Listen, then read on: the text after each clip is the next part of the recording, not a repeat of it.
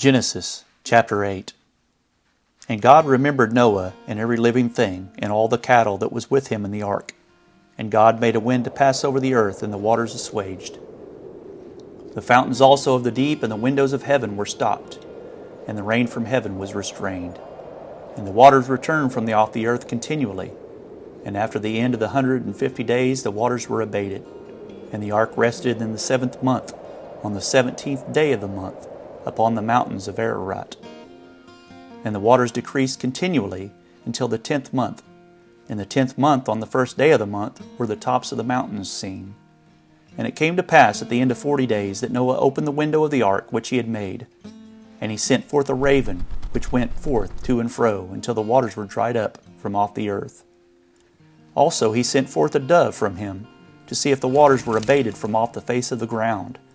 But the dove found no rest for the sole of her foot, and she returned unto him in the ark, for the waters were on the face of the whole earth. Then he put forth his hand, and took her, and pulled her in unto him into the ark. And he stayed yet another 7 days, and again he sent forth the dove out of the ark. And the dove came in to him in the evening, and lo, in her mouth was an olive leaf plucked off. So Noah knew that the waters were abated from off the earth. And he stayed yet another 7 days, and sent forth the dove, which returned not again unto him any more. And it came to pass in the 601st year, in the 1st month, the 1st day of the month, the waters were dried up from off the earth.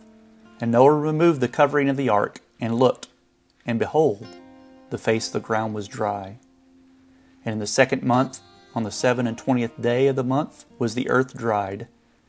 And God spake unto Noah, saying, Go forth of the ark, thou and thy wife, and thy sons wives with thee. Bring forth with thee every living thing that is with thee, of all flesh, both of fowl, and of cattle, and of every creeping thing that creepeth upon the earth, that they may breed abundantly in the earth, and be fruitful, and multiply upon the earth.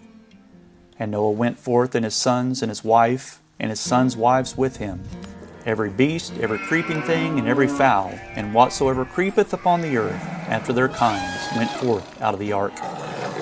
And Noah builded an altar unto the Lord, and took it of every clean beast, and of every clean fowl, and offered burnt offerings on the altar. And the Lord smelled a sweet savor, and the Lord said in his heart, I will not again curse the ground any more for man's sake. For the imagination of man's heart is evil from his youth.